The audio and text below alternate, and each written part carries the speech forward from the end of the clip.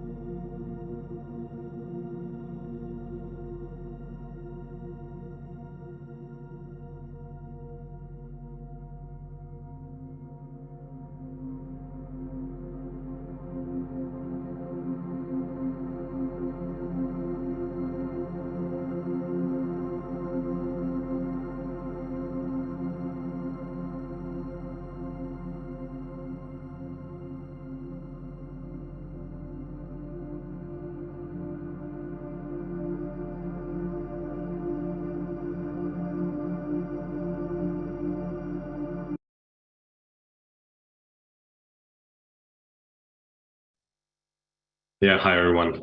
We're still having a bit of difficulties with the connection of one panelist, but I think it's good if we start now, and then hopefully he'll be able to join during the panel, and we resolve these technical issues in the background. So welcome everyone. I'm very happy to see you all here. We have quite intense here on Zoom. Great to see. We have quite a crowd on the panelist side as well.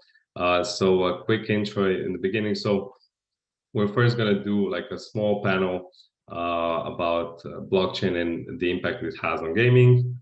Then we'll have the demos from all the participants from the DappRadar Accelerator, and at the end we'll have a short Q&A session. If you have any questions for the teams, drop them in the Q&A section in the Zoom or in the YouTube chat, and we'll try to pick them up and then answer them at the end. So yeah, thank you again for joining, and welcome to the Oasis by DappRadar demo day. We're very happy to present to you the graduating teams.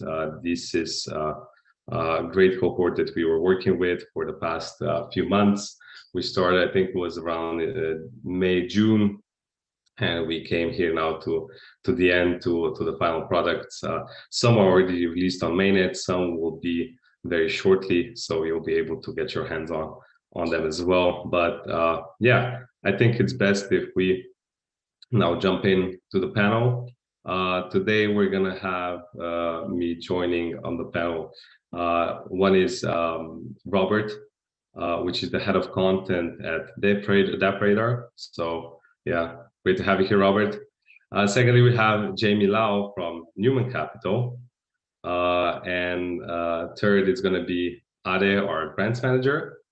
And hopefully Rok from Alpha Chronicles, the CTO from Alpha Chronicles, will be able to join as well. And a quick introduction of myself. My name is Matej, and I'm the BD manager here at the Oasis Foundation. So without further ado, as we're already running a bit late, let's just jump into it. What we're interested in right now is basically what are the current trends, in crypto gaming. Is it more play to earn? Is it free to play? What are the angles that the games are looking to achieve to attract players? And maybe Robert, you can maybe give your insights, as you have a big collection of dApps in your project. Maybe you have more overview into those type of data. Maybe you can share with us a little bit. Yeah, absolutely. I'm echoing. Okay, thank you. Like play to earn gaming was the total hype in 2021, led by Axie Infinity. It had a massive growth, brought lots of attention to blockchain gaming. It also happened at a very very convenient moment. COVID happened, everybody was inside, people were struggling, and then play to earn gaming popped up, and people could make money playing games. Now, what we're seeing right now is that the term play to earn is kind of being replaced. Play to earn often now gets the connotation of being a Ponzi, being unsustainable, and either marketing reasons or actual mechanic reasons. Like we're moving more towards play and earn or play to own. So slightly different terminologies to essentially cover the same thing: gaming, ownership, and that's the most important. I think the term earning is very complex, because when you say earn, you expect to get rich, and especially when it's associated with Web3 and crypto. Like talk about crypto, talk about earning, and people expect riches within a month. Obviously, playing a game, you can't have 10,000 or 100,000 or 1 million players all get rich. That's unsustainable. So it's really more about ownership. And now looking at various projects right now, like ownership is a very big part. And you have different layers of ownership. So you have like the early investors. They have land in let's say the sandbox. They have certain founder NFTs or certain privileges. But what's changing right now is that those blockchain gaming companies, they're no longer only looking at the standard blockchain audience, but they're starting to look more at, okay, how can we make this bigger towards mainstream? And we're still far away from that. I mean, on a monthly average, with DappRadar, we measure, and I'm now getting the data from October, we measure around 900,000 unique active wallets. So September and October both had like around 900,000 unique active wallets in a month. Now, first of all, unique active wallets. Is that across all chains? Or yes, yes. So that's for the entire blockchain gaming industry across all chains. But there's some notes to make there, because a unique active wallet doesn't equal a user. Like it can, but I mean, it might very well be that one user has 5 wallets. So there is a yeah.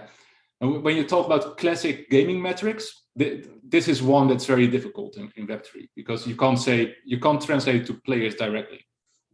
That being said, there are like various initiatives out there to grow this adoption of blockchain games.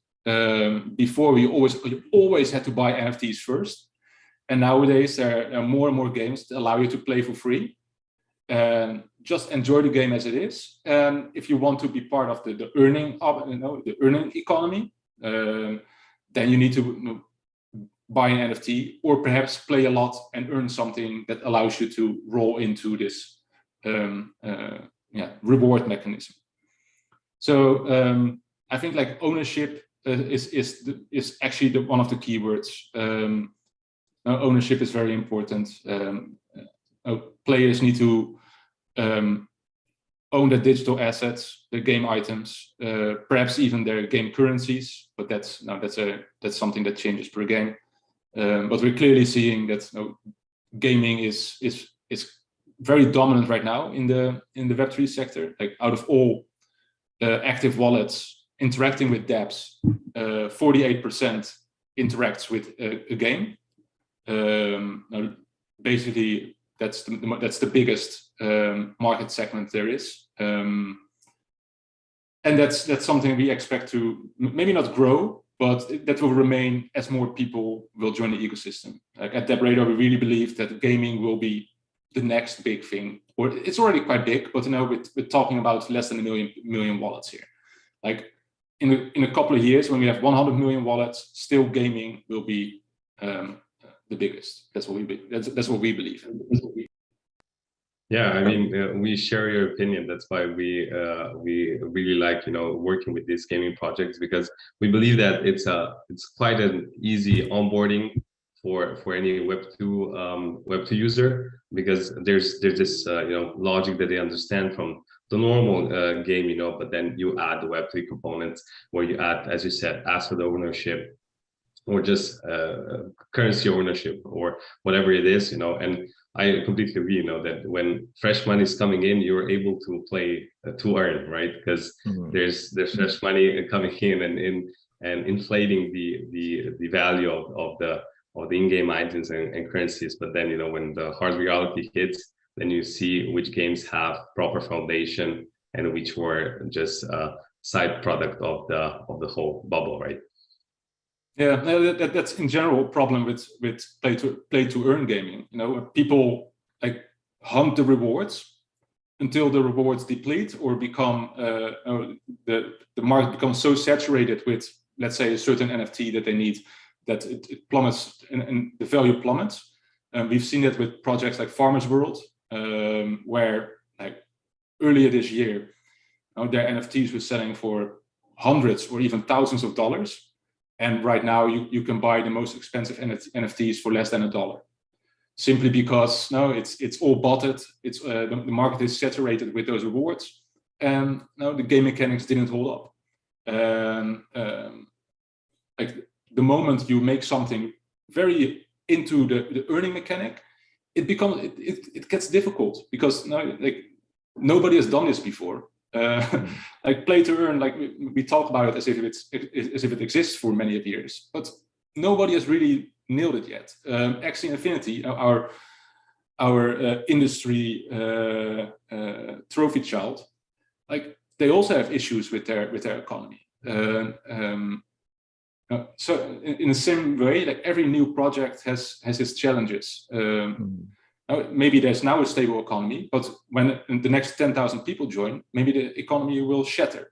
So there's this whole dynamic that we as an industry are discovering, and I think it's good to step away from that earning hype. Sure, you can earn, you can win something, it can have value. Maybe it's a seasonal object, so you can only earn it during Christmas 2021 or 22, sorry. And after that, nobody can get it anymore. That's fine, and then it will get collectible value, etc. But like the moment we focus only on playing to earn, then it requires an influx of people continuously to maintain that that hype and that financial input. And without that type of growth, you can't sustain a let's call it classic play to earn economy. Yeah. And Robert, you briefly mentioned earlier that attempts are being made to onboard Web2 users onto Web3 games. What are some effective tactics that you've seen in the space? If you talk about like what's the difficulty of Web3? I mean, we have wallets. That's a weird thing. We have transactions and gas fees. What the hell is that? Then we have this weird like browser plugin that you often need to use. Also a bit annoying. And then you need to pay for stuff. Like you need to pay for game items. And yeah, like look at Web2. I mean, free-to-play games. Like I think like 3-4% of the gamers pay, so the remaining 97% can enjoy the game for free. If you apply that same metric to blockchain games, then no, you can only appeal to that 2-3-4%. So it's much more interesting to say, okay, no, we're going to reward players for participation, and through that participation, you create community and value. Now, going back to your question about onboarding, I think like stuff like hiding the blockchain elements, putting the wallets behind the user interface so people don't see that they have wallets. There are examples of projects that launch 2 versions of their game.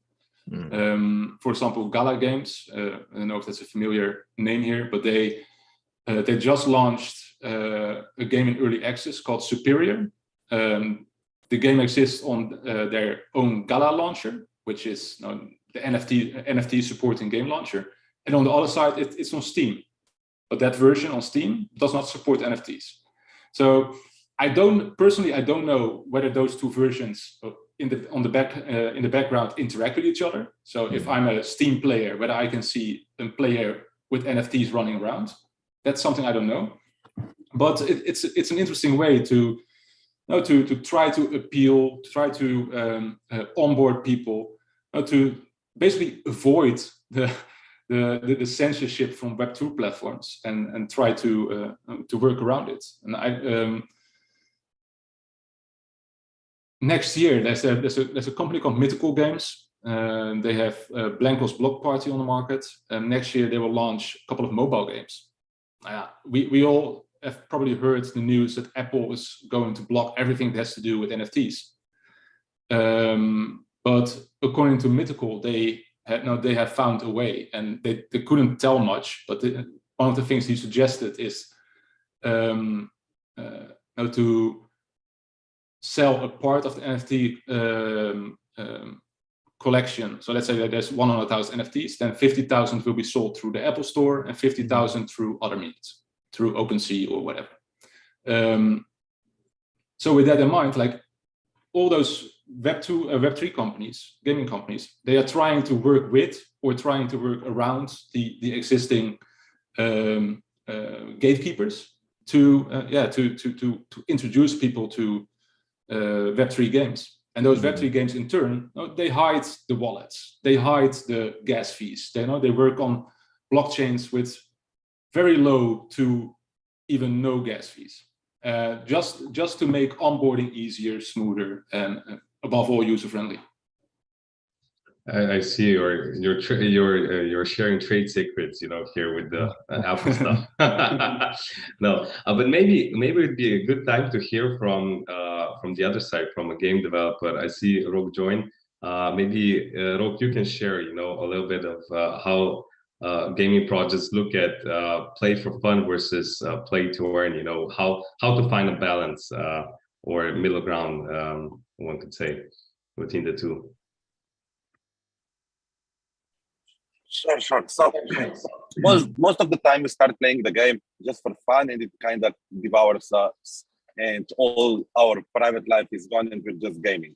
So I think this is a logical extension of just playing for fun. If you like the game, if you will go into it, try to figure it out. If the economics will be there behind the whole virtual world, then you will be able to earn something. But of course, there will not be like it was in the DeFi summer, where everybody was just earning and nobody was losing, and everybody was just making shit ton of money. So of course, most of the people will still be playing just for fun.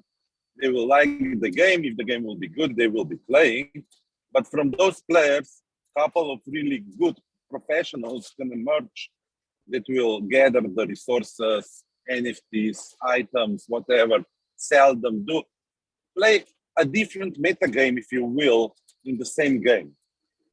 And I think this will be the future, that people will have a chance of going pro in anything else than esports. So if you can have a MMO or RPG, or you have a casual game, doesn't matter, but if you really like it and if you really put your hours into it, you will have an option of doing this professionally. So basically quite similar to Web2 gaming, where you have people, the majority playing for fun, and then you have the pros in the esports league playing for real money, if I understand. Yeah, but so what's going on right now? If we're talking about normal esports right now, everything is sponsored based. So you get salary from the company, from the team that is getting the sponsors. So the value is not created. The value is actually imported from the marketing side when companies are paying to get exposure. So what we can do with blockchain games is actually create economy where the value will be created, like my previous talkers told, through collectible or being rare or however it will be. That's the really cool thing, that if we can create an economy inside our game, then players are holding those items and they can earn money on them. So yeah. Makes sense. So basically, you're not needing external funding, but the game can fund itself and fund.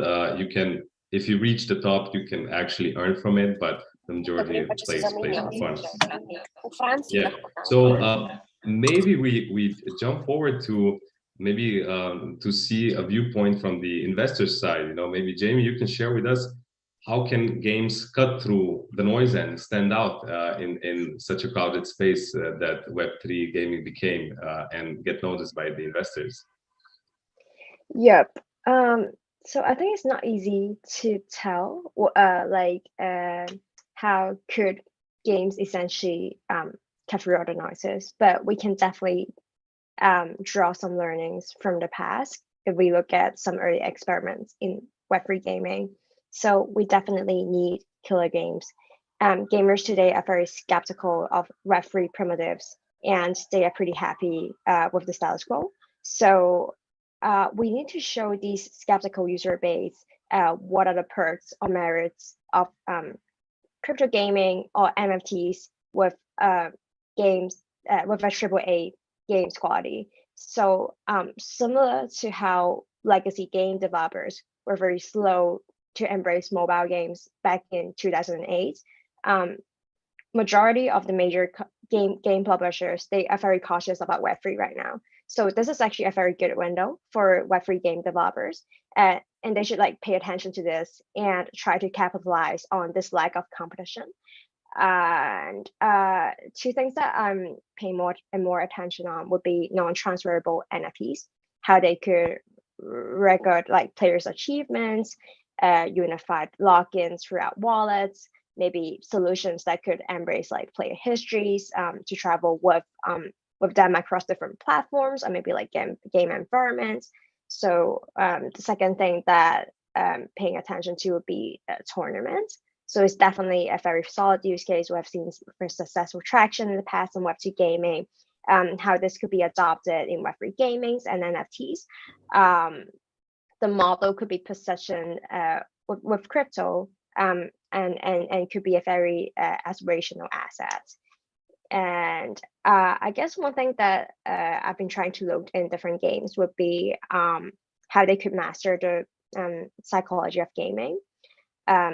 Being able to let users test the skills like building stuff, like shooting, or maybe like strategizing within the game, how they could act independently, explore throughout the maps, kind of have that room to encourage them for some kind of like exploration, and also enabling them to connect with others, like cross-platform chats, maybe high engagement on different socials. That could be very interesting. Yeah. Do you try out the games that you get pitched from the pitch deck? They seem interesting. Do you then try them out, or how do you decide? Yeah, 100%. But I'm not a huge gamer myself. I'm more into gaming infrastructure, tools, monitoring tools, data enabled dashboards, things like that. But for I'm more fond of kind of like sandbox type of games where users could like walk around in like open space, kind of like GTA kind of game. But then in our team, some of us each of us have each type of games that we're more fond of. So we will all have tried out these projects that we talked to and kind of like share our thoughts. Yeah. Yeah, I definitely can share your opinion with the GTA type stuff. The games, those were good. Yeah. You want to pitch in at it? Yes. I was going to ask a question. Do you think the crypto market in general will have to come out of this winter before we see a boom in gaming again, or do you think GameFi and DeFi are gonna slowly separate in terms of market activity? I think we're definitely going to see more and more emergence within GameFi, not just between GameFi and DeFi, but also GameFi and SocialFi. I don't think people are gonna stop playing games just because it's a crypto winter. If we look at like the global gaming market, it was 198 billion in 2021. We have 2.5 billion gamers worldwide. So I would say like in this winter is definitely like good time for builders to keep building. Definitely would see more traction on infrastructure and middle layer side. So when these things come together, crypto games would be the essential piece of it, to kind of like the last piece of it, so we could all fit together. So when we like get out of the winter, then the trend would continue, probably in a more emerging way with different sectors. Yeah. Robert, I have a question for you. So we already said that around 50% of the users are basically using games, right? But what do you see as the new meta trends that are emerging, for the other half? Is it still DeFi, or we have new trends coming in? What are you seeing at DappRadar? DeFi is like DeFi summer was big, right? 2020 that was huge. Back then, gaming wasn't that big yet. Even NFT trading wasn't that hot. That all changed in 2021. Play to like mid 2020, like play to earn popped up a little bit with Axie and had a big growth in 2021. NFT trading popped up, with launch of Bored Apes and everything that happened after that. Late last year, we had Metaverse. That was now Facebook changed its name from Facebook to Meta, and everything took off. It didn't matter whether it was a big project in our space or a new rising one. If it was a Metaverse project, it was hot. Now in this current crypto winter, or we can say just perhaps like global recession, it's slowed down in terms of like trading volume. Like the amount of money flowing around has dropped considerably, but land is still being traded at a discount, perhaps. Even like projects like the Sandbox have seen their land trading increase. They had a test period called Alpha Season 3, and they during that time, I think it lasted like 2 months, and they increased their land sales enormously. So Metaverse is not that. Now, where are we going? What will be the new meta? I think gaming will still be huge, and gaming touches on many things, right? I mean, gaming touches NFTs, gaming touches Metaverse, gaming touches even DeFi to an extent. I mean, when there's an underlying like token economy, then DeFi is involved. So gaming touches everything, and it's I think it's super interesting because we always in media you always talk in boxes, like this is a game, this is a movie. In Web3 that kind of blends, like and this is me personally, but like a term like GameFi makes the gamer in me gets I hate that. But like I think GameFi, doesn't matter if you call it GameFi or play and earn gaming, or like it's gaming with Web3 involved, and that will remain. Like that market is growing, and it's growing fast. Like the amount of investments that have been done in not only this year but in the past 2 years, now they're now resulting in actual products hitting the market. And what we're now seeing is like Gala Games trying to get the products on Steam, like Mythical Games getting their products in the Epic Game Store. Like that kind of stuff, we will see a whole lot more. Like next year, you will see Web3 gaming. Wait, there's actually Vulcan Forged has launched one of their games called Vulcan Runner on iPhone. So you will see more and more Web3 games hitting traditional Web2 platforms, and I think gaming is absolutely the way to go. I think Jamie had a good point, like social-fi, or in general like social media versus Web3. That's also going to be a very, very interesting market. We see that right now with Lens Protocol. They're going through tremendous growth. It's a super interesting platform. If you haven't checked it out, give it a look. But gaming is very big, and it's also like it's not only from our side that we're seeing a push to put gaming into the mainstream. Like it's also the traditional gaming behemoths are also watching us. Like now companies like Square Enix, Sega, Namco Bandai, or Bandai Namco, I always forget which way around it is, Ubisoft. They all have Web3 products in development, either NFT collections or full games or small mini games, but they're all working on something. Earlier this week, the news hit that Sony had filed a patent for NFT usage on their in the PlayStation platform. I mean, it's just a patent, but they're thinking about it. And when there's a patent registered, they're seriously thinking about it. They're putting R&D in it. So I think keep your eyes on gaming, because gaming is going to be big. So it's not that much of a game of musical chairs that it was before, you know, where everybody was rotating from DeFi, NFTs, metaverse, gaming. So gaming is here to stay, and you're betting on this trend to keep on. Yeah, absolutely, right? Absolutely. And like I said, like gaming, you know, embraces everything, embraces DeFi, embraces NFTs. You could even say like gaming is part of metaverse, and that's, I think the term metaverse is a whole other discussion. So let's not go into that.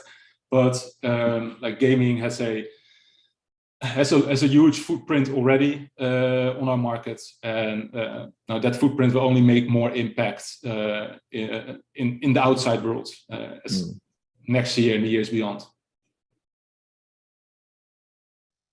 Yeah, that's I completely agree that's why we're also pursuing this path, you know, trying to work with games, and that will help onboard new users and keep them entertained. Maybe we go a bit more technical. Rok, maybe a question for you. You know, what are you utilizing in Web3 that you don't have in Web2? You know, and what are the drawbacks of Web3, and maybe how Sapphire and confidentiality that you can get from the Oasis network helps with that? Yeah, so most of the things were already mentioned. So the best thing is that users actually own their assets. So when you earn something, it doesn't matter if it's worth anything or not, it's yours. You have it on your private key, which is, of course, additional friction for new users. But when you figure out that you can just build up your stack of items from the game, and you know that nobody will take them from you, it's just a relief that a gamer that was playing any other game knows. The other thing that is really, really cool is that you can connect building blocks. So because you have the items with you, you can send the ERC20 tokens on the DeFi. You can sell the NFTs on the marketplace. Even in the future, different games will connect together and utilize the same NFT contracts, so the items will be able to be ported from one game to another. So these are mostly the things that we believe will change the gaming as it is now. And on the other hand, with all these features, of course, like previously mentioned, the main problem is the friction of onboarding new users. So people need to understand what is crypto, what is private key, what is MetaMask, how to connect it, and why this is needed. If this will not be understood correctly, we will have to go in the back with all the self-custodial stuff, and later on even create platforms that will handle the funds, the NFTs of the users, and we are going into this centralization, where something like FTX can happen in gaming.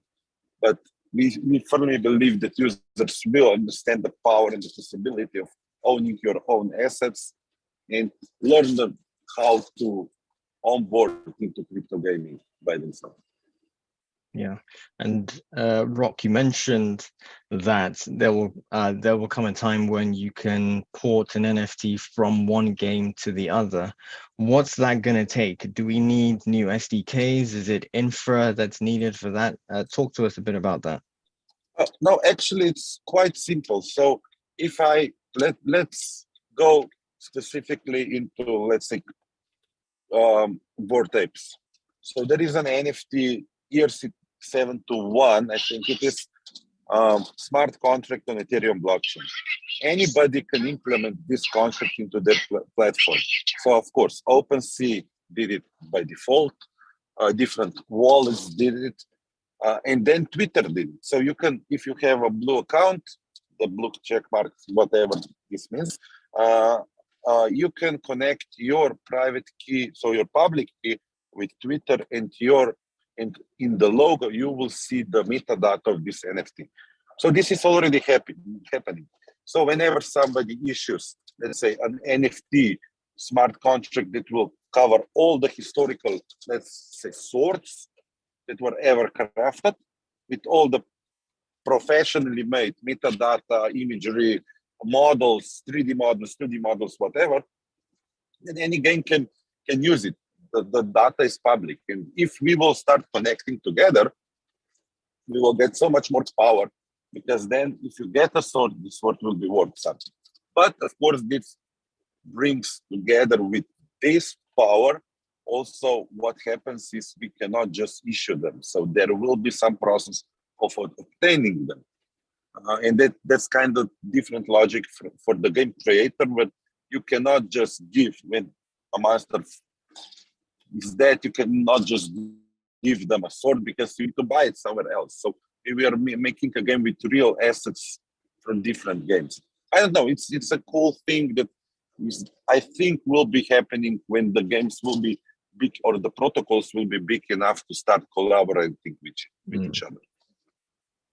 Yeah, thanks for that. And just an announcement for the audience. Don't forget, you can put your questions in the Q&A box and we'll pick them up as we go along. Yeah, thanks, Ade. Rok, just I'm following up. So how are you planning? Because we spoke before and you said that you're going to be integrating Sapphire as well. You know, with which features of the game, with which features of the game that will help, you know, the on-chain confidentiality? Yeah, thank you for reminding me. I forgot to tell you about that. So the main issue, we are building a tabletop game. A tabletop game has a game mechanic, and it has a random component that is making the game more interesting. So a little less straightforward. So you need to have an element of luck at the end to be able to win, but the skill and everything outweighs. But still, so when we are going into the blockchain, if we want to build a purely decentralized game with all the transparency, we can, with the multiple users will be able to run through creating transactions and everything. So if we are doing a pure crypto way, we need to import random somehow into the game. And Oracle tech is good and all, but it's not that okay in our implementation, because you need to generate it on the fly. So you don't need in, let's say, Chainlink, you wait for the transaction to be submitted later on, and it's kind of messy for gaming. Now with your tech, where we see the most important breakthrough is the secrecy of the smart contract data, from where we can actually generate the entropy of different users and get this dice roll totally decentralized and totally permissionless. And this will bring our tabletop game actually into the blockchain in the fully decentralized way. Yeah, maybe I think we're going to be wrapping up the panel, so we move to the demo side of things. But maybe just real quick, Jamie, for our inspiring projects and maybe some that are in the audience as well. What are you investors looking for right now? What is Newman Capital looking for? Right. So we're definitely looking for projects that could emerge both GameFi and social media. So most social media users or gamers are actually neck deep in Web2 algorithmic content distribution. Like if we look at Instagram, YouTube, and TikTok, they all use this videos to engage audiences, but they all use it in a very different way. So we found that very insightful how these social moves can help projects to analyze the type of content the team can execute well on. It could really help them to understand whether these contents would resonate with their players, and how they could continuously engage these players after viewing. So essentially, we want to see how social could be a complementary thing for these games to build a content strategy around their growth. And also, I guess from the recent Reddit move into Web3, we're learning more and more how these Web2 companies using a very ubiquitous way to engage Web2 audience could be very interesting. So we think developers will have to be active on social media. And although this could be a lot of hassle for them, just because there's so much noise, social media marketing it's not exactly like the best thing for people to deal with on a daily basis. But they still need to do this because this is where their players are. I guess like this is where all the tools, dev tools, or maybe monitoring, data visualization solutions could be very handy in that aspect. So I guess like social could be a very long-term bet for most of the investors. But then for us, we care a lot about these things because we categorize players into 4 categories.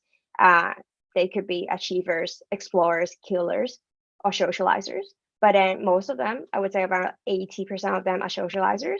So with that market size, we think it's too hard to ignore. And for this reason, we are very focusing on, we are very, I would say that in this market, we are more careful with projects that we invest in. But then we believe there are also a lot of good projects out there who understand this landscape and trying to make an impact in that. Yeah, thank you very much for that. At this point, I'd really like to thank both Jamie, Robert, and Rogue for joining in on the panel. Thank you very much for your insights. I hope the attendees, all the listeners and the viewers are happy with all the info that they got. Yeah, I would wrap up this section right now. I see some raised hands in the Zoom call. We're not gonna have live questions, so if you have any, please put them in the Q&A section in the Zoom call or on YouTube in the chat, and we'll pick them up later and try to answer them at the end. Okay. So again, thank you, Jamie, Robert. Roku probably sticking around for the demos as well. So yeah, thank you very much for now. Now, cheers. Now let me just quickly present the 5 teams that will be demoing for us.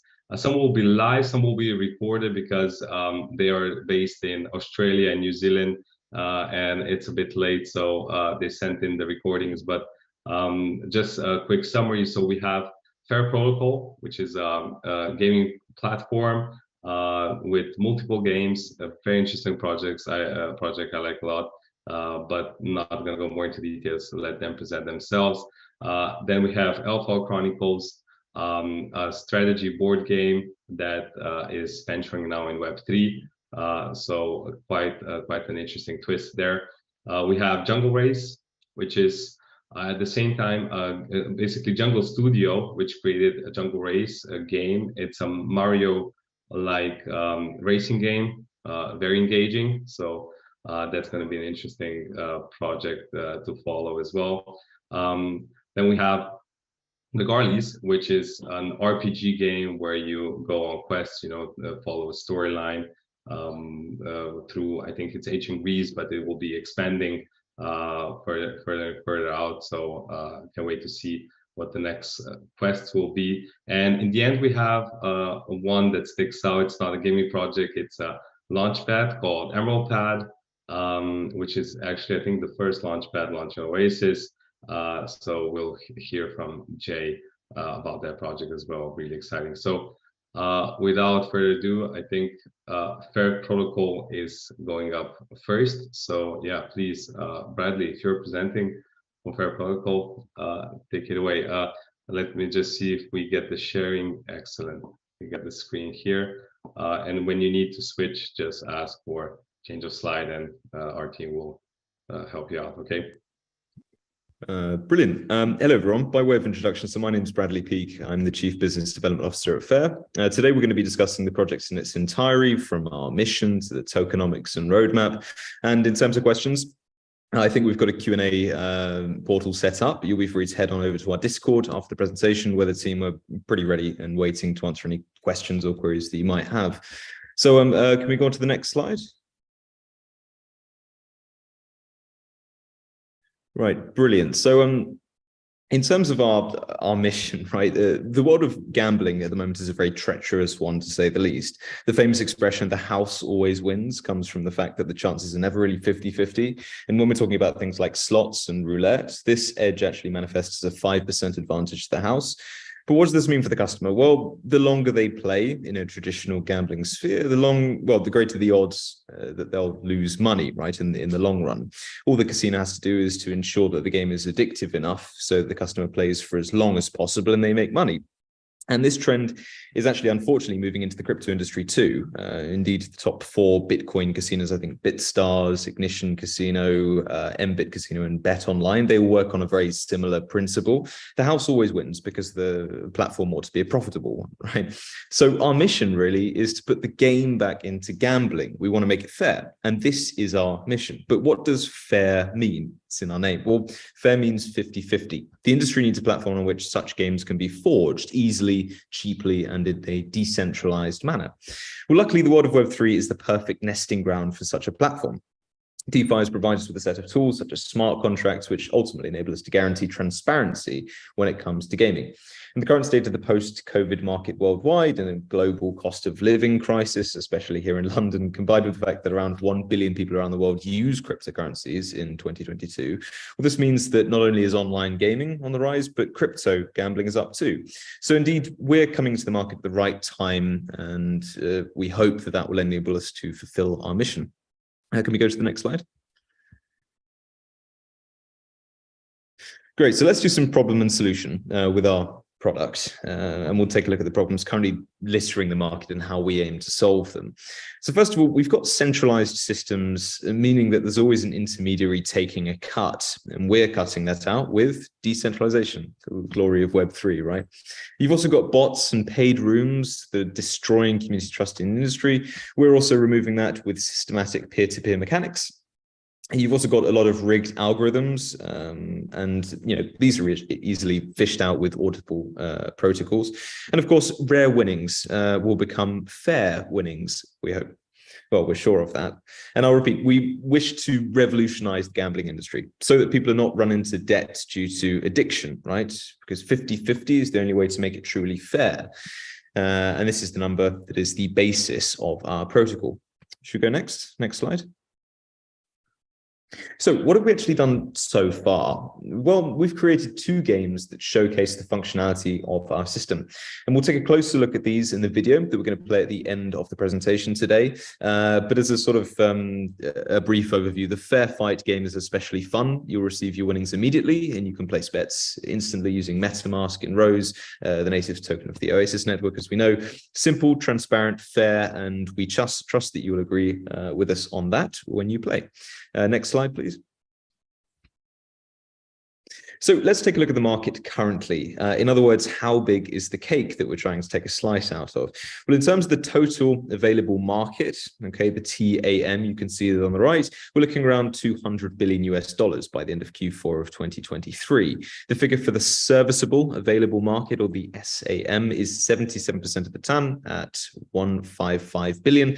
And most importantly, the serviceable obtainable market is set to be 6 billion. This is our slice. And indeed, this refers to the in-game revenue per player multiplied by MetaMask's monthly active users. So the figures look good here, and we've done the math. Next slide, please. And in terms of our revenue model, it's fairly simple. Fair Protocol receives 3% of the prize pools for each B2C game and 1.5% of the prize pools for B2B games.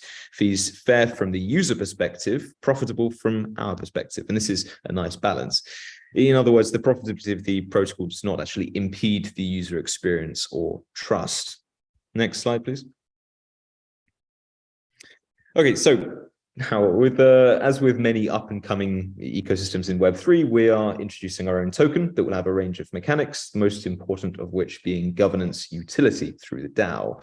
And the DAO is central to ensuring quality community feedback, loyalty, and rewards. And aside from DAO voting and governance, the FGP token will allow players to provide liquidity, and they'll be able to access trades through items and skins later on down the line too. And of course, through staking, they'll be able to get hold of industry-leading APYs that are totally attainable. And affiliate programs will also assist us in our marketing endeavors down the line, while rewarding influencers across the industry. And lastly, the token will feature deflationary mechanics that protect its price in the long term and also rewarding early bird investors. Should we continue? Next slide. Great. So as you can see, our tokenomics investing schedule is fairly standard, but I'll pick out a few key points here. We're looking to release 6% of the supply in our seed round, 2.5% in our private sale, and a further 0.5% when we hit our IDO. And these numbers will be most important for you now, I suspect. And remember that a detailed copy of our white paper, including the vesting schedule, will be available to all of you once the meeting is concluded. Next slide, please. And as I mentioned before, the period of investment will actually span 3 key milestones. We've got our seed round that we're currently in, we've got a private sale and our IDO. And of course, at the moment, tokens will be purchased for 1/3 of the price that they'll be listed for when it comes to our initial DEX offering. So you can see there's a lot of profitability here to be had. Next slide, please. Now, in terms of partners, of course, as you're all aware, we're part of the Oasis Network Startup Accelerator program, but we've also signed partnerships with GetAsk, Mycelium Lab, Bet Solutions, and Leon. Next slide, too. And in terms of our roadmap, it's pretty exciting. It's actually set on quick development as being the primary motivation here. And it's important that we time our product launch in line with the next bull run on crypto to ensure the greatest return for our investors, as is the ethos of a lot of projects currently in incubation, so to say. And at the moment in Q4 of 2022, I realized that the text is quite small on screen. We're looking to close our seed round and attract strategic partners to the project. And we're halfway there on both accounts, and we've already actually completed our MVP, which you'll see at the end of this presentation. So sticking rigorously to our deadlines is something we value above all, but of course, some of these future targets will change as we take on more advisors later down the line. But I can say for sure that after the new year, we've got a lot to look forward to, including the launch of our global marketing campaign and more house games on a platform, such as a take on poker, blackjack, Go, and Aviator. Remember, we're not sort of country or region specific, hence Go. And moreover, at the end of our roadmap, you'll see a good indication of our goals over the next year, one of the primary being the foundation of our own launchpad that will assist and develop games running on the FAIR protocol. It's important that in order to reach our mission of making gambling safe and fair, we need to not just stop with our protocol, but actually enable the development of others too. Next slide, please. Now, in terms of the team, I'm not on there, which I'm upset about, to say the least. But our team is very international, with a bulk of us in Bangkok, namely Dima, Lyosha, and Misha, but I'm myself in London. Of course, the true embodiment of the Web3 geography spread all across the world. Unfortunately, I think it's very late for a lot of them in Bangkok at the moment. It might just be gone midnight, so I'm not sure if they'll be here at the moment. Next slide, please. The final slide. And thank you, that's about it. We currently have around 15,000 followers on both Twitter and Discord, so we're well in there in terms of the social media marketing. And our statistics for game usage are also quite good, considering it's just an MVP at the moment. Our games are decentralized and made to be as open source as possible, right? So anyone can play. And once again, my name is Bradley Peake. I'm the CBDO at FAIR Protocol. Thanks for your attention, and we'll now actually watch a video that will do a bit more on the visual side of things, hopefully showing you what our MVP actually looks like. Could we play that? Yeah, while we're preparing that, Bradley, thank you for this concise presentation, a lot of information to take in. But yeah, it's as I said, I really like this project, you know, where you're heading with it. So hopefully you'll do great things. But yeah, let's see also the video of what you've done. Let's give it just a few seconds to get everything ready to share. And next up, I think then it will be Alpha. So Hello, everyone. My name is Hugo, and I'm the CEO of the Fair Gaming Protocol. FGP, Fair Gaming Protocol, allows you to quickly build various decentralized Web3 games. Fairness, transparent logic, no middleman, and other undeniable advantages will be guaranteed for our ecosystem games.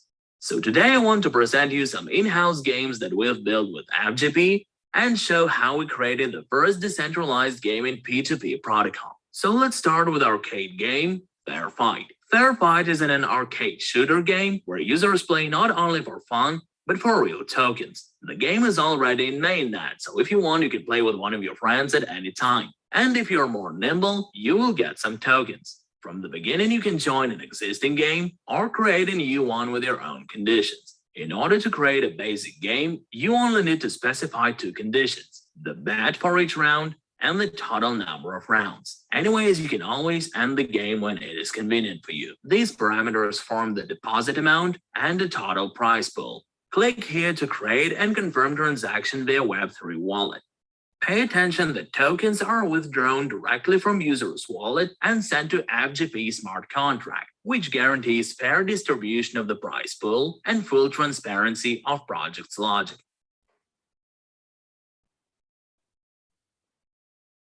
The game is created. Here we can see the game parameters: bet, number of rounds, card, status, and so on. As soon as someone accepts our challenge and joins it, the game will start automatically.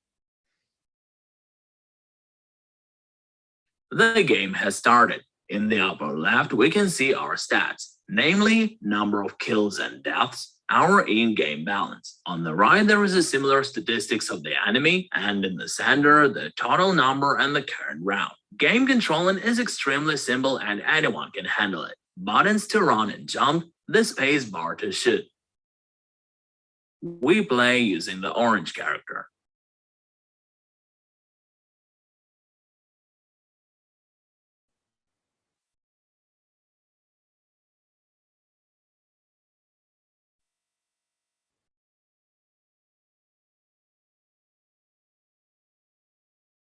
So we killed our opponent. It can be seen in the statistics. Our stats have changed, as well as in-game balance has increased while the enemies decreased.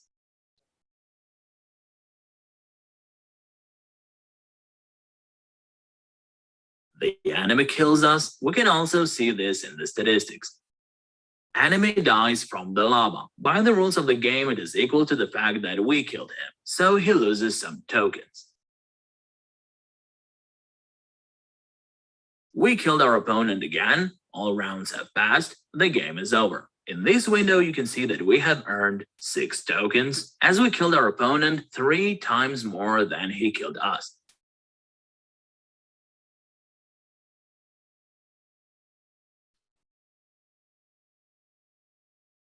With this button, we can take back the deposit and get tokens back to our cryptocurrency wallet.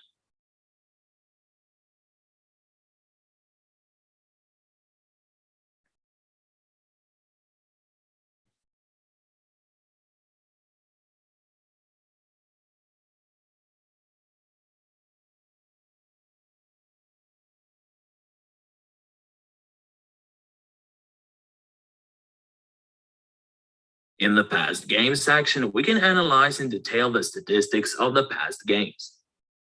Now our team is working on further development of the game. We are working on adding an in-game NFT marketplace where players can buy unique NFT skins for a character, weapons, armor, etc. Now let's move on to the second game. High-Low is a type of stochastic gambling game where a smart contract randomly chooses a lucky number between 1 and 100 and players try to guess it. Players who guess the number closest to the smart contract's lucky number win, while others lose. The game is already in mainnet, so you can play now, and if you get lucky, you can earn some tokens. Let's see how the game works. Player can join someone else's game or create his own. Let's create our own. In order to do this, you have to choose a number. I'll choose 22 and specify the bet. I'm going to use 5 tokens.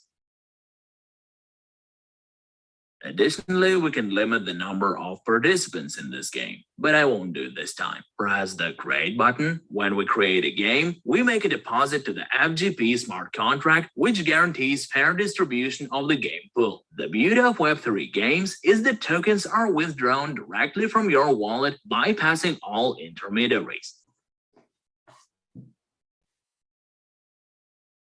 Our game has been created. Game lasts for 2 minutes. During that time, other players can join it and increase the prize pool. We can observe other players joining us and what numbers they're guessing.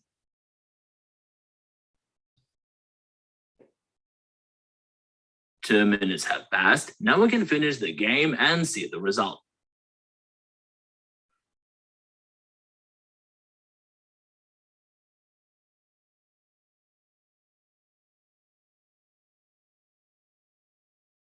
Well, we're not lucky this time. Smart contract has chosen 71 number, and we are farther away from him than other participants. Let's take a closer look at this game in the past games section. The player who has chosen number 68 won 25 tokens. Everyone else, just like us, lost because they were too far away from the lucky number that randomly chose the smart contract. Thank you for your attention. Join us on social media and don't miss many new drawings and updates.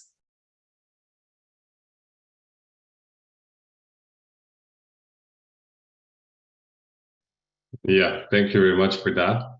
Bradley, any additional input on that side? No, that's fine. I think we covered everything. Only thing I would say is please do head on over to our Discord.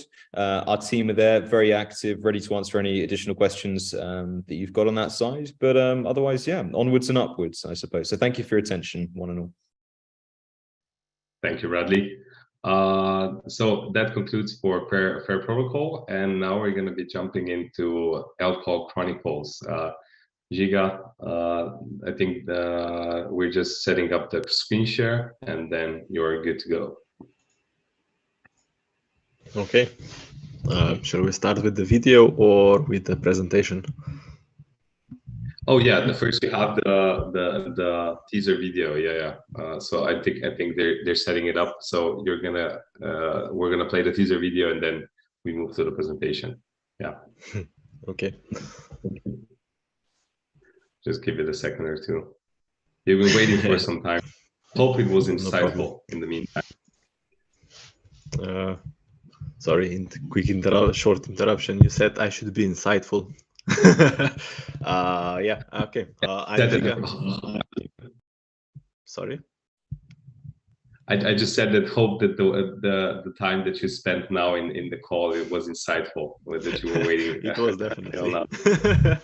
Sorry, misunderstood you a bit. Yeah, but while we wait for the video, you can definitely do a quick introduction, and then once the video starts, we pause and then we can continue. Yeah, okay. So just so that I don't steal more of your time, I'm Giga, the CEO and the founder of Web3 company, and we as a company are the creators of a game called Elf Chronicles. And yeah, if you have video ready, we can go first with that, and afterwards I will explain you some more about what we are making.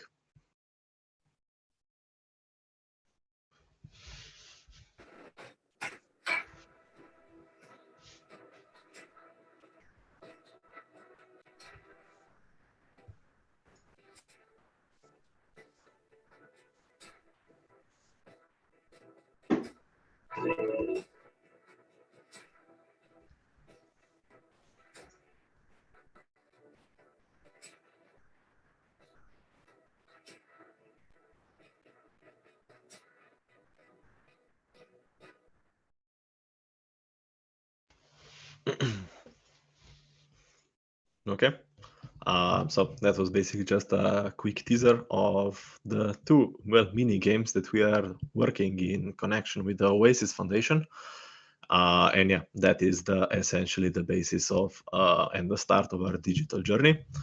But in any case, can we pop? Okay. So, but in any case, what is Elf Chronicles? Elf Chronicles, we can move on the next slide if you'd like. Okay, so what is Elfwall Chronicles? Basically, Elfwall Chronicles is our original game, our original setting that we were developing first for our tabletop game with the same name. The whole point of this is it's a whole immersive, original world for the players to play in, enjoy the world, the setting, the background, and everything related. And if you're interested in knowing more about it, you can always head over to our webpage, read everything about it you want. But in any case, the game started basically as a tabletop game, and it was first successfully funded on Kickstarter. We are basically fulfilling the project as we speak. But all in all, for example, if I can tell you a little bit something, I think last month we were at Essen in the biggest European convention for tabletop games with 200,000 people or more. And the game received a very overwhelmingly positive response from the audience. Thousands of people tried it, and yeah, that was amazing. And what we are now doing with the Rogue's help, he will tell you more about the technical part of the game. We are basically evolving the tabletop game, traditional tabletop game, into a digital game. Playable in relation to the Web3. The game offers you many things. The main point of the game is that it's basically an RPG combat game, meaning that you as a player will have to use strategy, your skill to play in the game, but at the same time, it's an RPG, meaning that you are able to immerse into the game, do a lot of other things that would basically make you feel as if you would be existing in a setting. One of the main features of the game is that, one thing is that you will be basically assembling your parties of adventurers, similar in a fashion as if you would be playing D&D or something like that. You will be outfitting them, sending them off on a quest, on multiple quests, actually, fighting monsters, collecting stuff, bringing home treasures, and so on. And with that, of course, hiring new mercenaries, new adventurers to fight for you. You'll be able to customize them. We are developing, as you were able to see that in the teaser, also like a model painting thing. Rock will then tell you more about that. But otherwise, we want to encompass many different aspects of play. Most importantly, we want to include both cooperative and competitive play. As well, other presenters basically told many things on how the game should be structured and so on. We are doing exactly that. So we are first and foremost making a game and integrating modern technologies into it. And as they said, a lot of players are social players, so cooperative play is a must in that regard. But at the same time, competitive players often drive the evolution of the games and setting and so on. Therefore, this will be another big thing of the game. Simply put, we could basically boil it down to the game offering you PvP, so player versus player mechanics, and PvE, which could be considered a cooperative or single player options, playing basically versus the environment. And then, as I mentioned, the game encompasses many different aspects of play, so I am pretty sure that everyone can find something for themselves in the game. Can we move on? Next slide. So what is our objective, essentially? As Rock will also be able to tell you later, create a self-sustaining and immersive gaming environment. And as I mentioned, it can be enjoyed in many multiple ways. It's not just a game, it's essentially an entire world with stories, artworks, narratives, progression, gameplay, and so on. People will be able to make decisions that will affect the entire setting and how we develop it later on. In that essence, as you can see, we are introducing the same setting in many different media.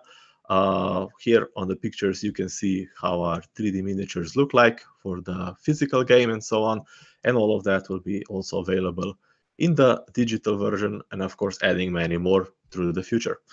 Now I think I can give my word to our CTO, Rok, and he can tell you more about the technical background of the game.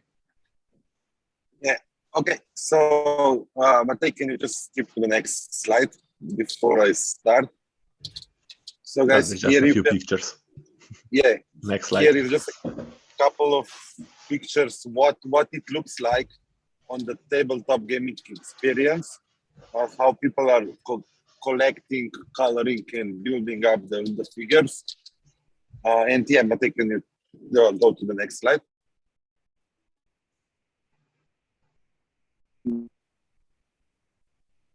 Okay.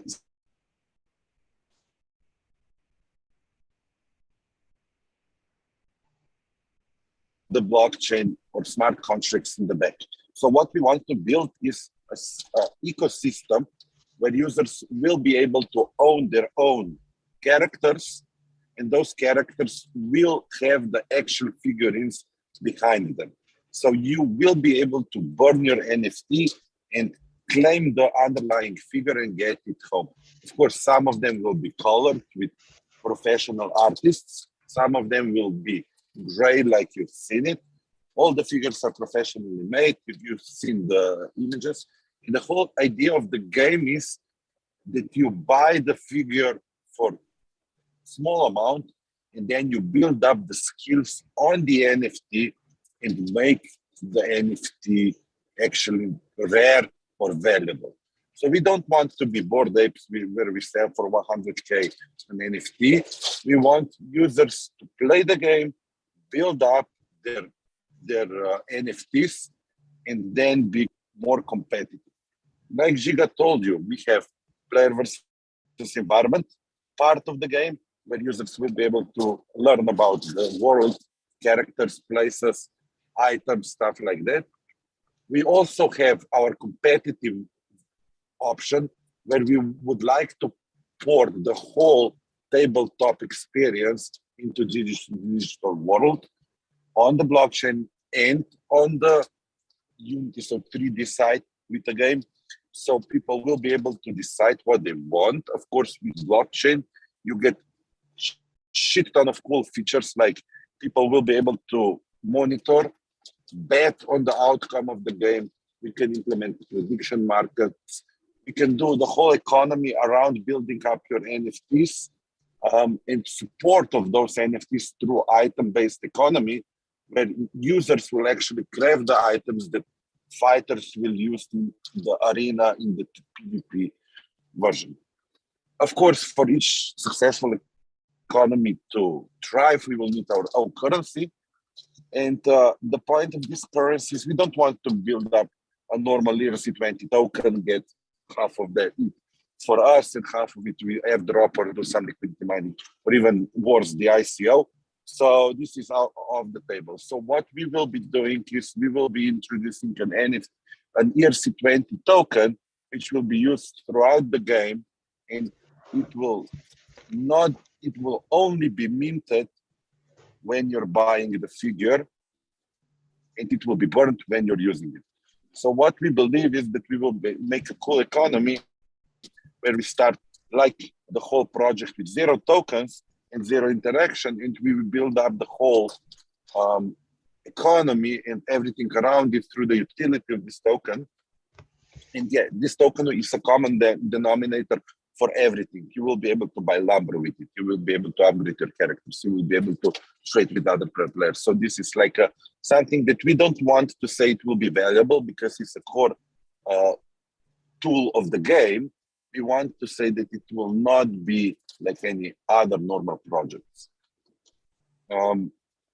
I can go whole night long about how we want to build everything, but I will try to be quiet and try not to tell you any more, because sooner or later, really soon, we will start releasing some material, how the economics will work, how the NFTs, what to do, and you will be able to read it and join the whole, let's call it beta testing phase. And I think, Giga, now the best way is to show them the actual gameplay, what we build up on the Unity side.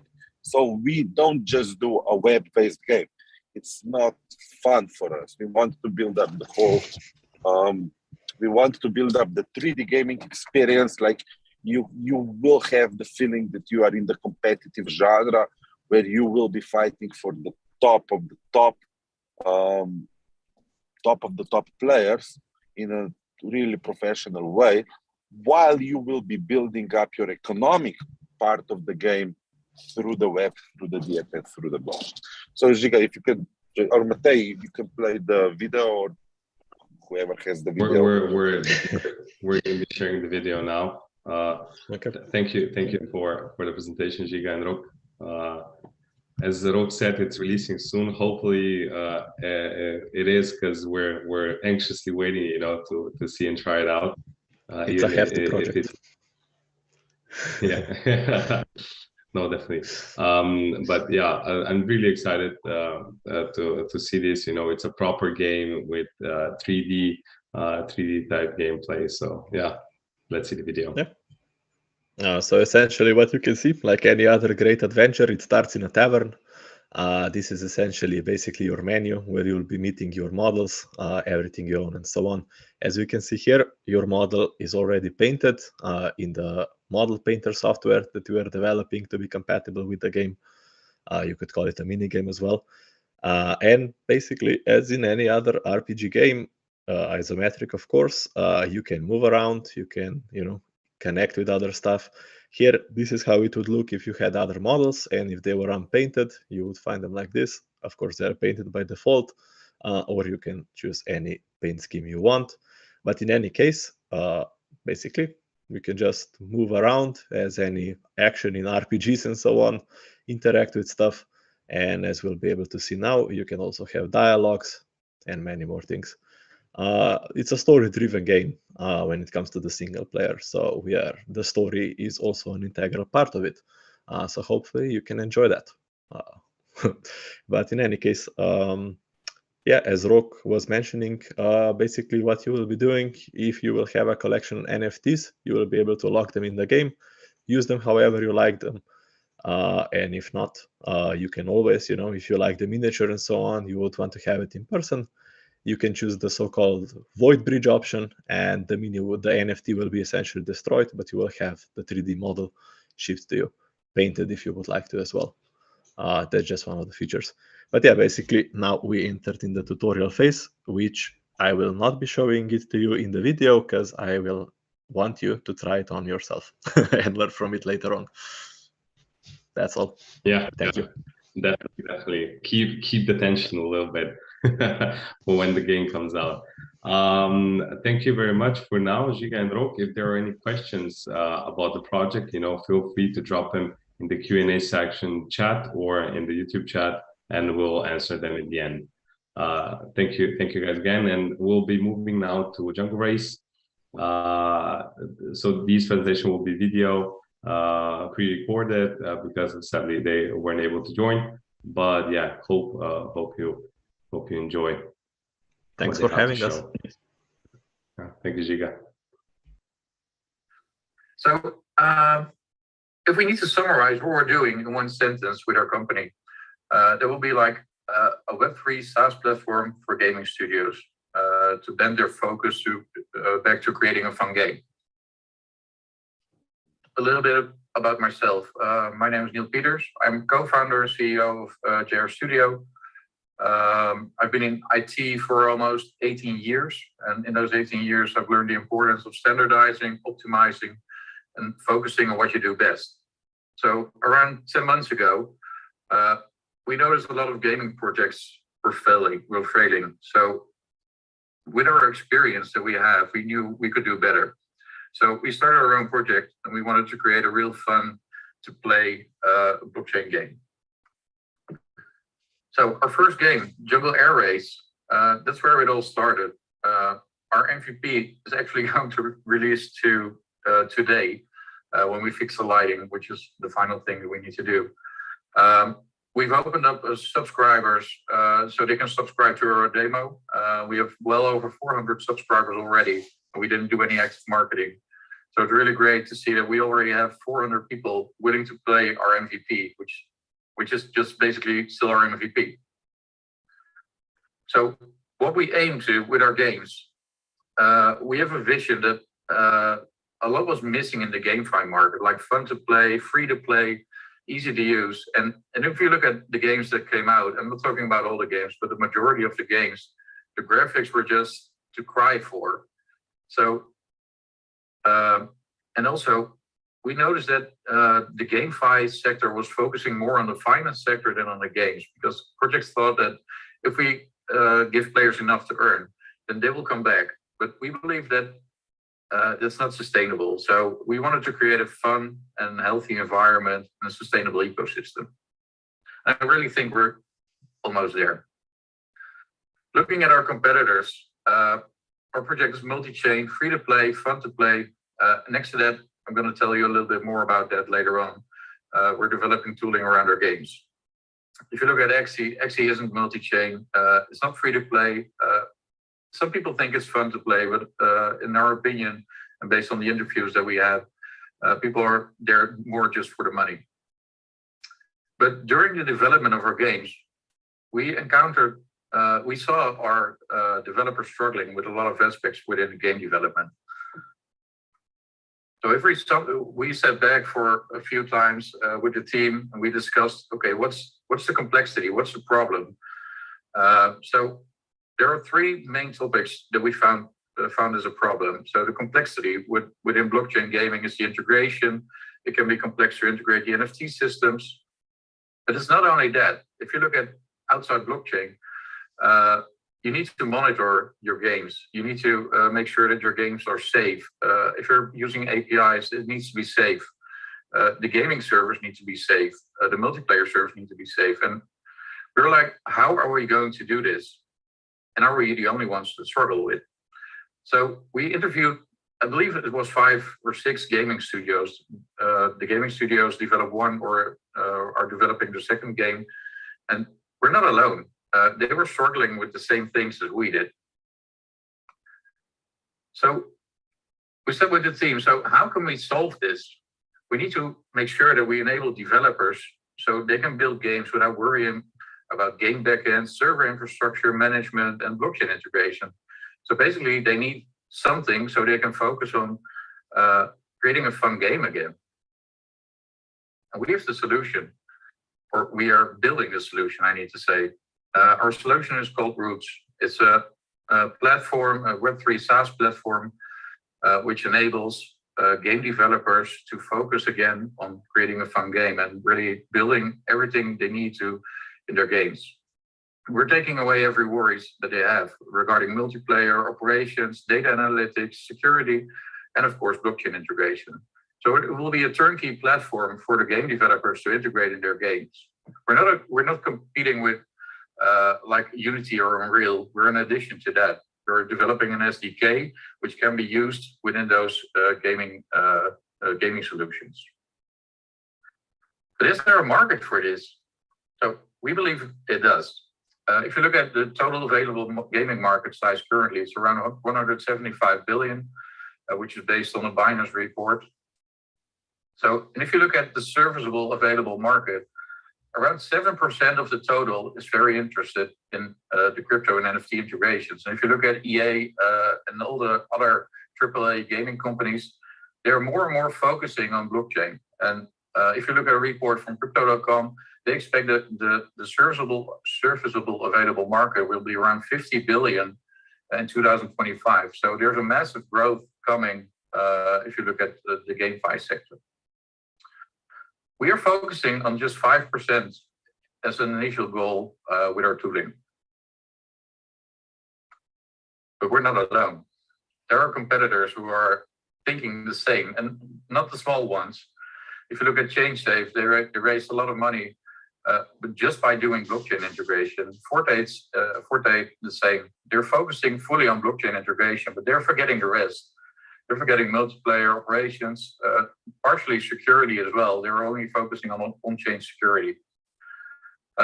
We have a competitor, ScalaCube, who's doing multiplayer hosting, but that's it. They don't deliver an SDK which can be used within Unity. They're just the server hosting.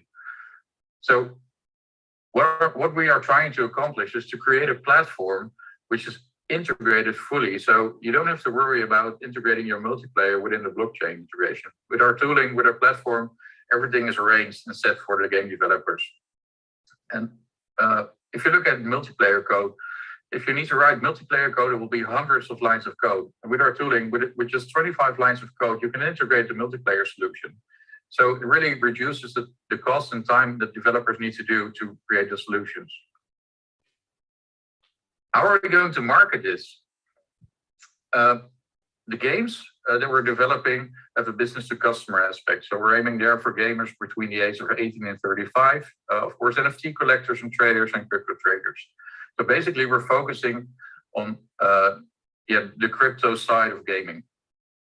With our SaaS platform, that one has a B2B aspect. We're focusing here on small and medium-sized gaming studios. And it can be a startup, it can be an existing GameFi project, but also we can onboard non-blockchain gaming projects. So it's not an obligation to do blockchain integration. You can use our tooling as well if you don't want to integrate yet with blockchain.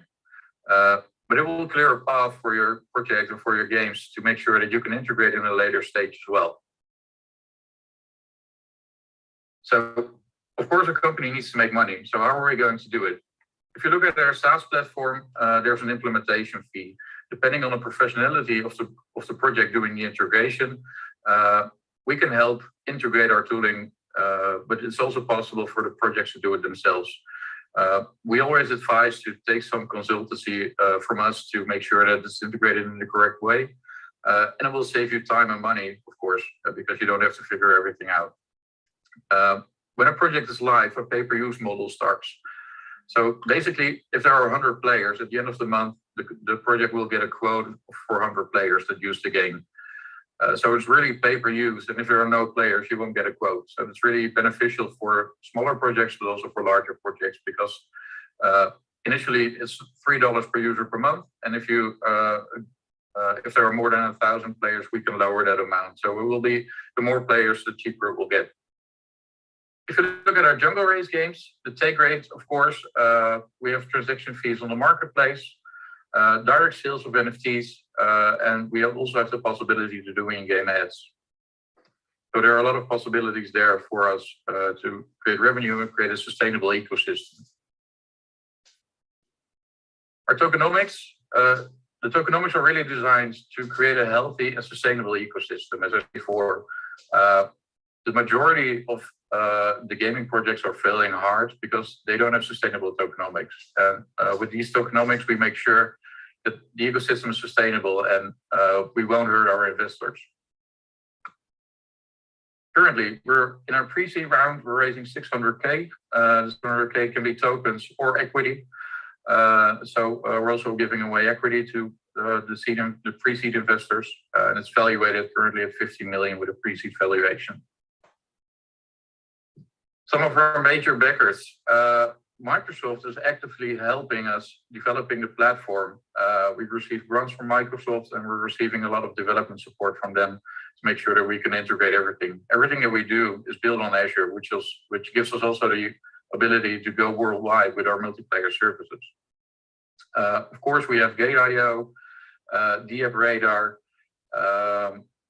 and let's see, and of course, Oasis. I cannot forget Oasis.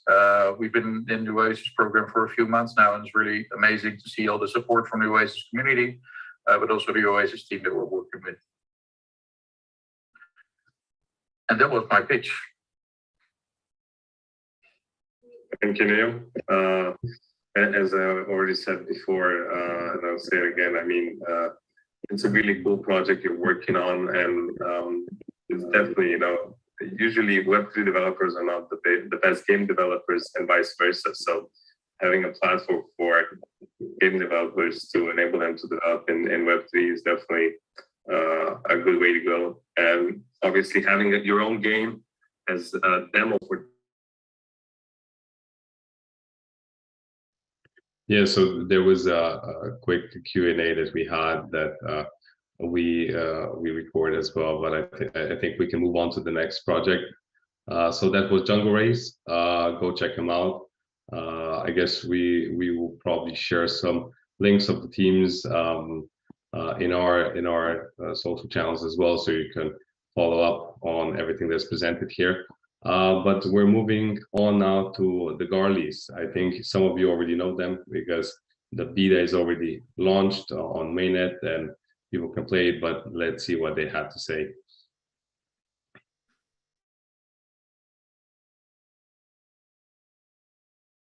Nice to meet you all, guys. Well, first, a little bit about ourselves. I'm Jeremy. I'm one of the founders of the Guardlys. What I do is I'm the creative storyteller of the team. So it's a bit of background about me. I'm a filmmaker in, let's say, the real life. So the Guardly, for the one who do not know it, it's a game that it is inspired by a tabletop role-playing game, which involve a narrative map and dice rolling statistics. So you need a lot of story. So that's what I'm doing with the team. I'm basically writing down stories. So a bit about myself. So my name is Charlie Delfos. I'm the lead developer of the Guardlys and also one of the founders. So I do the full stack development, so the front end, the back end, and the blockchain integration. All right. So we also have a graphic designer, but he wasn't available. So what we will present today, since we do have a pitch deck, but we've also a game, a beta game at the moment. So since we only have 15 minutes, I think it's better to present the game and then send the pitch deck at the end because everyone can read it at ease. So as I said earlier, the Guardly is a tabletop role-playing game. No, it's this role-playing game inspired by tabletop role-playing game where dice rolling and statistic and choice are a key element of the story. So here you can see on the screen that Charlie is sharing the main screen. So you can pick your Guardly. Every Guardly is a unique NFT. So we did a first mint for the beta. There are actually 70 Guardly live. So 70 people are able to play the beta. So here you can see two of them. We've boosted one, so we make sure that we will not die during the quest. So once you've selected your Guardly, the gameplay starts. So there is two types of gameplay. The management gameplay. So here you can see where your Guardly is in the world. So it's the little statue, the red statue. It's here in Athens. Then you can go to inventory, and there you can see everything about your Guardly. So if you go below, you can see the statistics. You can pick a class. Since we've upgraded him, you can already select a class. So Charlie, if you want to try. So yeah, there's like 6 different classes. And let's say we'll pick the barbarian. Okay. So now we can equip your Guardly. So there is like your inventory, which belongs to the Guardly, to only one Guardly, and storage. Storage is belonging to a wallet. So if you are owning different Guardly, and when you are playing, you will earn different loot, which are also NFT. Those loot will go in your storage, and then you can decide to which Guardly you want to use the loot. So here, as you can see, Charlie is bringing the loot in his inventory, and now is equipping his Guardly with it. So now we will start the quest. So Charlie, strongly invite you to see how we move. So to move to another city, you need stamina points. So here you can see that he has 20 stamina on 20. We'll create the system to make sure that people were unable to finish the game in really no time. So it needs time to reload. So to go to Olympus, I didn't see, but I think it was 14. So now you can see only 6 stamina is remaining. And so it will not be able to go back to Athens or go to another city, I think. So now you can see the different quests. So there's a different level and different rarity also. So there's common quest, rare quest, mythical quest, and legendary quest. What's changed is the complexity of the story, but also the loot you will get during those quests. The more rare the quest is, the more rare the loot will be. So Charlie, you can start the Minotaur Hunt. I think it's a good one. So here is the intro. Basically, what you can see on the screen is a text. So the text is the game master. So it's telling you what is going on around, what you can see, and then it's giving you choice. Well, here, obviously, it's the intro, so there's not much choice, but later on, we'll see some choice. Okay, here, that's what I said earlier. So like in any tabletop role-playing game, at some point, the game master will tell you, okay, you can either take the small road or take the main road. And according to that, the story will change. So if Charlie takes the small road as he just did, we will not get the same story as if he had chosen the other road. So now it's a completely different story. So yeah, you can interact with them. Okay, question, you can add them or refuse, accept, probably. So that's the way. Yeah, okay. Then here is something important about the game. It's dice rolling. So dice rolling is like tabletop. Depending on your statistic, the game will throw some dice, and if your statistics are high, you will succeed. And if you do not succeed, well, obviously you will miss something or some part of the game. So here the success, it was a success. So yeah, you see two guys in the distance, you can attack them. And so there's the combat part of the game. So it's a turn-based. So every enemy and NPC will fight according to their dexterity. So here the goblins were pretty quick since they are goblins. So they have a high dexterity, so they attack first. Now it's our turn. So according to the weapon we have, we are able to decide what attack we want to do. So here he has a pretty strong weapon. So he has two different attacks, and that does a lot of damage. You are not supposed to have this kind of weapon in this level, but as I say, to make sure we were able to go through the quest, we boost our Guardly. So yeah, combat. Okay, at the end of the, you should be able to kill it now, I think.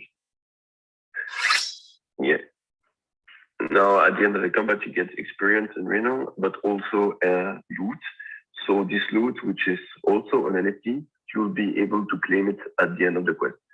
So you can see at the end of the fight, can you show the red backpack? So this red, it's the pending loot. So it's the loot you will get during the quest. And at the end of the quest, you will be able to claim it. So it makes sure that everyone that die are not able to claim it. Otherwise, you could die on purpose to get the same loot over and over and over. And so the quest keep going on, and it can go on for quite a while because it's a rare one. So there are a lot of paths, a lot of paths. So yeah, I think it's almost the end. I think again 2 more fights, but yeah, that will be it. So I don't know if any of you guys have any questions. Feel free to ask them. Yeah, I tried this one, but I couldn't get past the Guardlys. They already killed me, so I guess it didn't have the right tools. Yeah. So again, there was a short Q&A, but this was the Guardlys project. Ade, did you try this out? Have you played it? Yeah, I played it. Really interesting game. Yeah, I mean, before this, I actually haven't really played these storyline games, where you go on quests and you follow the story. But this one was quite interesting. At first I was getting killed like crazy because I didn't suit up my Guardly. So it was quite difficult. As soon as I picked up on that, it became a little bit easier. But it's an interesting dynamic that they have. And here now we have the last project of the pack. So Emerald Pad, a launch pad on Oasis. I think it's also launched on a few other chains, but they are a big proponent of our ecosystem. So they're very happy to be launching here as well. So yeah, Diana, please play. Hi everyone, Jay here from Emerald Pad. Spend the next 10 minutes or so taking us through what Emerald Pad is, what it stands for, what our plans are for the future, where we've come over the challenging year that we've had. I think we've all had in crypto. So to jump in, what is Emerald Pad? So we first launched this year in March. We've been in operation ever since. We've successfully launched 5 projects. We've had 6 in total. We had over 400 individual investors in our socials. It's a bit higher than that, but what we're trying to do is obviously get a little bit more traction. We haven't focused too much on the advertising and the marketing. We're trying to use the opportunity that we're grateful that DappRadar has provided us with the grant to start pushing and advertising and getting more exposure to Emerald Pad. So what is Emerald Pad? So we're a launch pad on the Oasis network. We're actually a multi-chain. So how it all started is myself and my partner.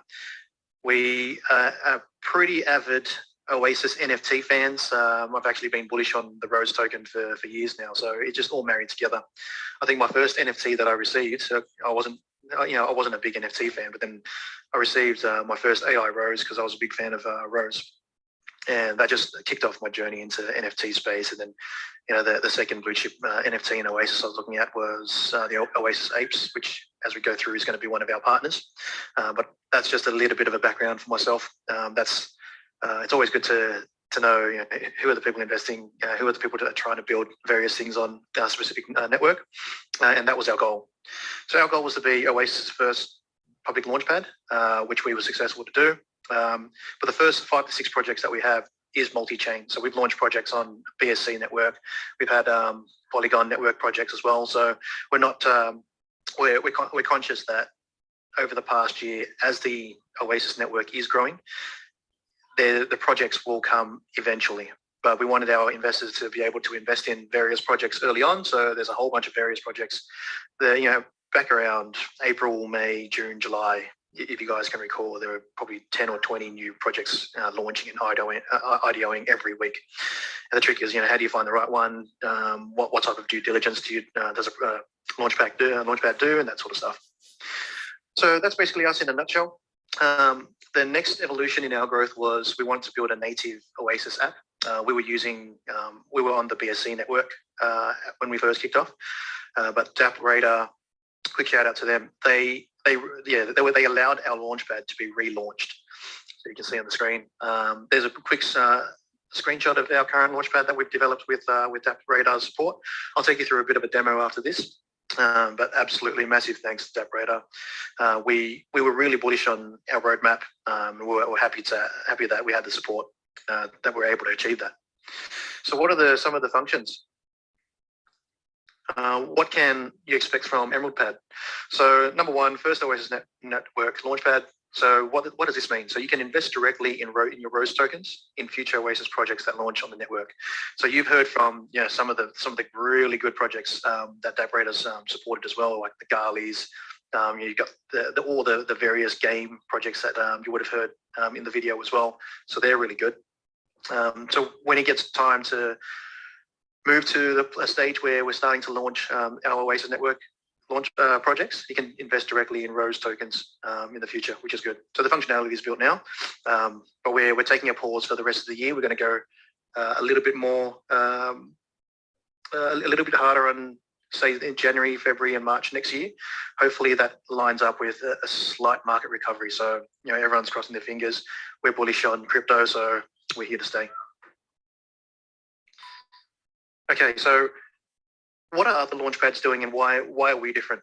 So if you're familiar with launchpads, I'll take you through some of the common ones. So let's say all the BSC network launchpads, or the AVAX, Polygon, there's heaps of them out there. How you normally get tiered in launchpads is if you buy their token. So if you buy their token and their token's worth $1 per token, they might say, to get the minimum tier, you need to have 500 of our tokens. So then you'll have to invest your capital of 500 USD to buy $500 worth of their tokens, and then you'll get tier 1. And then every time you get a project launching on that launchpad, they might be able to give you, on tier 1, they'll say, okay, you have the ability to invest up to $100 or more or smaller, it varies. But so say, for example, you're able to invest $100 into this project. You need to whitelist yourself, and you try to log on right at the right time so you don't miss out. And tier 2 could be $400 worth, and then tier 3 could be $600 worth, and then you get the top tier, where a lot of my friends back in the day, they had involved in a lot of launchpads in the AVAX space. They had to fork up $2,500 USD to get the highest tier, and the highest tier allows the investor. So it doesn't provide the investor with any project tokens. The investor still needs to invest directly into it. So why are we different? So there are hurdles that you need to jump into to participate in launchpads. So what EmeraldPad did with my history as well. So I approached the various NFT providers on the Oasis network. So I'll take you through it. Maybe I'll just quickly jump through. Our major NFT partner are Oasis Apes. and we've got partnerships with the Swarm Teddies, Oasis Bucks, and Oasis Drip Souls. So with these partners, if you hold any NFT with these partners, your wallet will be whitelisted to the project and you can participate. And how the tiers work is if you have more than, and this will be provided when the project gets launched. If you have more than 2 or 3 NFTs for Oasis Apes, then you might be considered, the second highest level tier. And the top tier would be if you're holding a rare, absolutely rare Oasis Ape, or if you're holding more than 5 Oasis Apes, as an example, then you'll be considered as a top tier. So that's how we're getting around the ability to allow investors to invest in our projects, where we're backed by NFTs, and just calling it out. I think the cheapest NFT, one Oasis Apes. I haven't looked in a couple of weeks, but the cheapest one I found was, I think, maybe $20 or $18. Obviously, back in the day, it was quite higher. My first Oasis Ape NFT, I paid, I think, 120 BUSD converted to Rose. But that's when a time when Rose was sitting at 30, 40, 50 cents at the time, when everything was going hot. We'll get back up there, but it's a long journey. So to go back, so what does our Launchpad do? We allow NFT holders a whitelist, then they can invest according to their correct tier. What we've also built is an investor dashboard. So once you participate in any of the projects, then there is an investor dashboard where you can click in and do the history of your trades. That's a good function. Alternatively, you can always jump into the Oasis scan and check out transactions. Or I know other users have kept a track of their investments via an Excel spreadsheet. But yeah, so you don't have to do that now. We built that in as part of the new launch. And one final thing, additional thing that we've built in is secure claiming dashboard. So this is just to ensure that you collect. So any projects that they don't automatically airdrop to your nominated wallet, and it's most projects now automatically, I'd say 50 or 60% automatically do an airdrop. But for the ones that don't, then we'll have this claiming dashboard where you can jump in, click in, and click claim, which I'll take you through as well. Okay, so this is something that I think is really big. I think it's a game changer in the Launchpad space. A couple of my friends in the Launchpad space, we've implemented this over the past couple of months. So I think it's a game changer. What does it mean? It's a rug pull insurance. So prior to agreeing with certain projects to sell their and launch their project on our Launchpad, we're going to get them to sign up to an insurance policy where they have to sign off on a number of various terms. So some of these terms, as an example, it's a long list, but we'll launch this in 2023 in January. But let's say off the top of our head, it's the project needs to be completely KYC'd and docs. If it's by us or by a third party, that's fine, but they need to be completely KYC'd. There are rules that if the initial market cap is 200K, then they'll need at least 2 times the liquidity on the day of TBE. So that just prevents a lot of rug pull. There's a lot of other rules as well. Let's say, for example, during the initial vesting period, the first 2-3 months, if the project's tokens price drops by, say, 20 or 30% for a consecutive 5 to 7 days, our investors can we can ask for a refund for our investors for the remaining allocation of tokens. So it is big. It is something that good projects will have no issues signing up to. But that's what we're trying to do.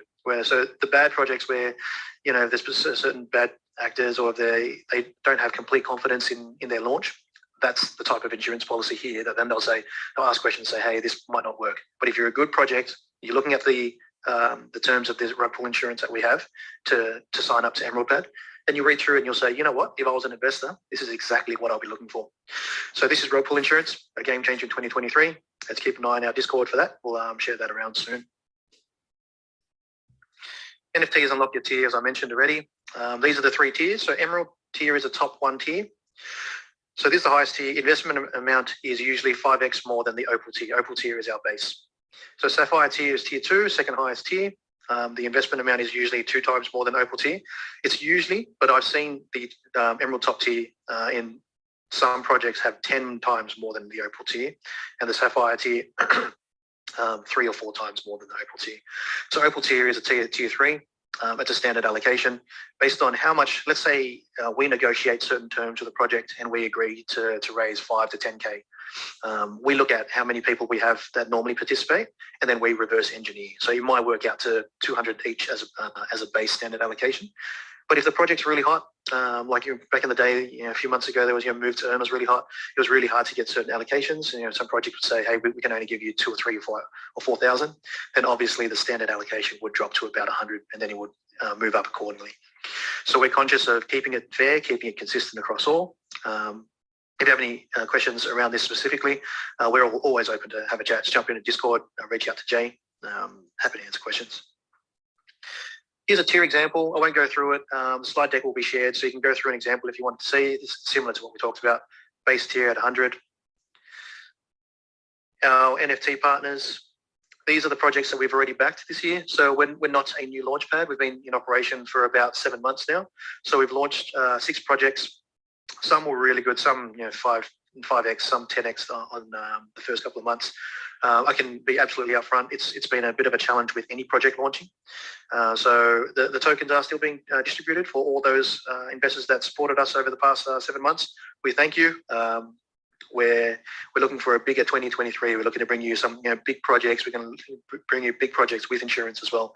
So that's all for the investor. So thanks to everyone that's supported us so far. That's been really appreciated. Our strategic partners.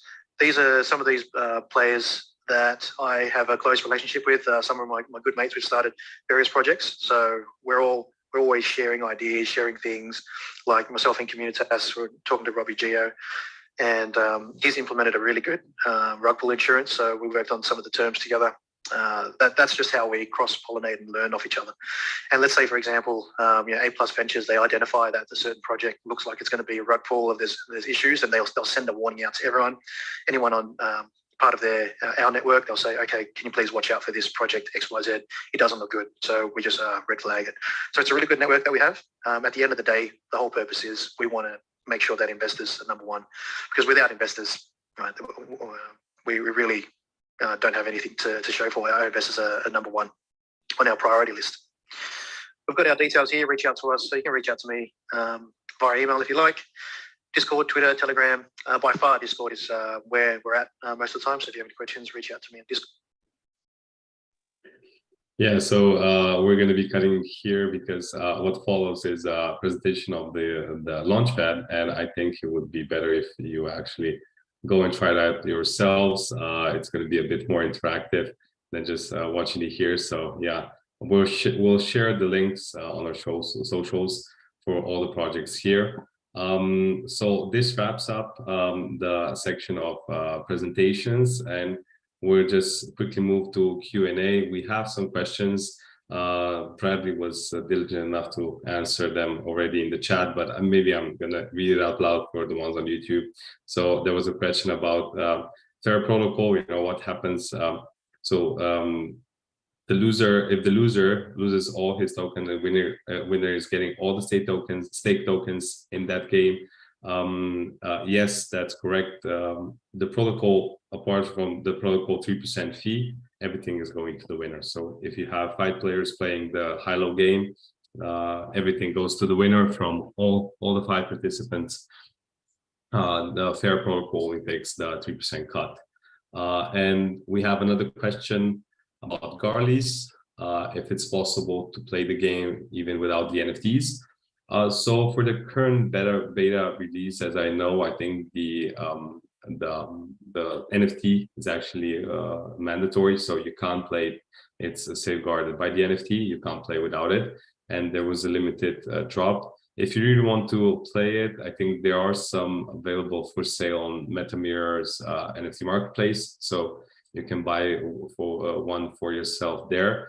But yeah, for the beta release, at least it's safeguarded by the NFT. But we'll see how they change dynamic, expand the Guardly collection once the game goes live in production. There was also a question if the stream will be available later, and definitely we'll share the recording on YouTube so you can watch it if you want to. If you didn't have time or want to recap on some of the things that were said here today. But yeah, in short, in short, it's almost 2 hours already. Time really flies.